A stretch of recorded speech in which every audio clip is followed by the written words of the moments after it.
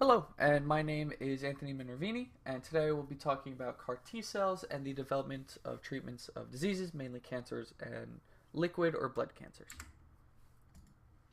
So, what is cancer? Cancer is a disease caused by an uncontrolled division of abnormal cells in a part of the body, and then we have two types of tumors. We have a solid tumor, which is an abnormal mass of tissues that does not contain liquid or cysts, but a liquid tumor, otherwise known as blood cancer, such as leukemia, they are filled with liquid and they can go throughout the bloodstream as well.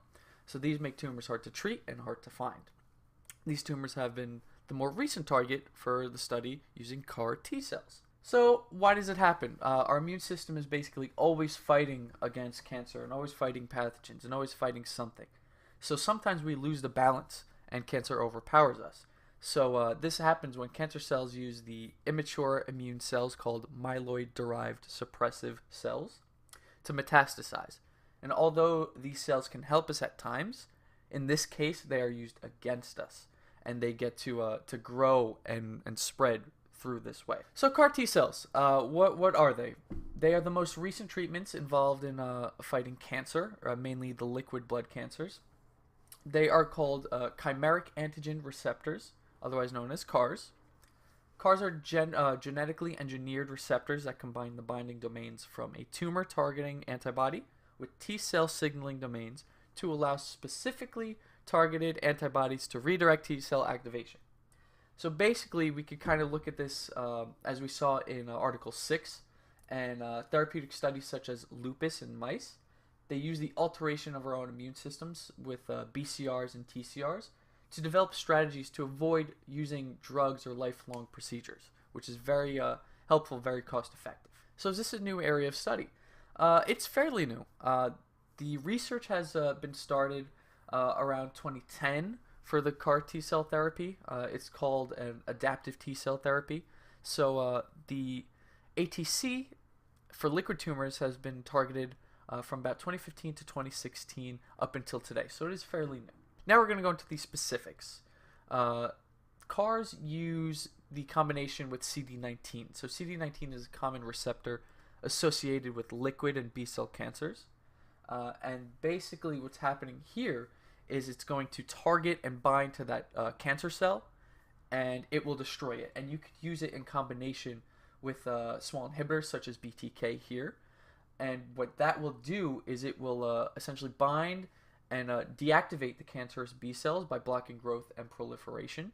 So this makes us think what we could possibly do in the future and how we could target and strategize against these diseases. And in here, we see that in the previous slide, we know that CD19 is commonly linked with these receptors and these cancers, so if we combine our CARs with other factors to block signals and inhibit growth, or just simply render these processes useless, we can start to see the remission cases with patients increase. So here we see two factors in cases in which this occurs using CAR T cells. So localize the area. As seen in a paper, I believe it was Article 7 about BLIMP1, if we localize the area, we can essentially put that area on lockdown. So we see here the more recent studies are trying to isolate areas using derived CD8 memory, which is great because it will take aim and make it quicker to recognize and respond to these cancerous cells. So basically, we want to access the body's memory to compete with these IL-7s and IL-5s and other different cytokines to activate our own immune system, which is big. It's huge because we don't want to keep using drugs. We don't want to keep using therapies. We don't want to keep using all these things. So if we could use our own immune system, that's fantastic. And we don't want to suppress other things in the body because that's going to be really bad if you have an overall suppressed immune response. So if you localize it like we did in Article 7, you could possibly see higher success cases. So current areas of a study. So basically, we want to target as much as possible. We want to do as much research as possible.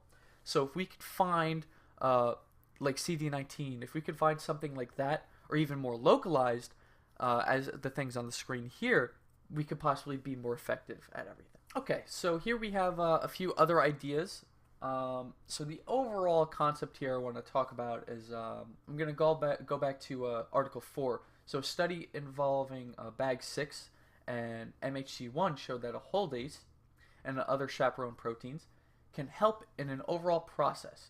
So they found that this protein, BAG6, was very good at shuttling things to a cell. However, when it was deleted, there was an inefficiency on shuttling as well as degradation of antigens. So the idea is that if we find a pathway like this, or if we find something very specific to cancer, could we possibly use these systems to help further antigen presentation as a vector for these CAR T cells, or even other cells? So here on the slide, we're looking how we can harness and maintain our own immune system, and that is it. Thank you for listening to my TED Talk, and this just begs the question on what we could do to possibly harness our immune system and what we can do in the future to eliminate diseases such as cancer with the power of our own immune system. Thank you, and have a good day.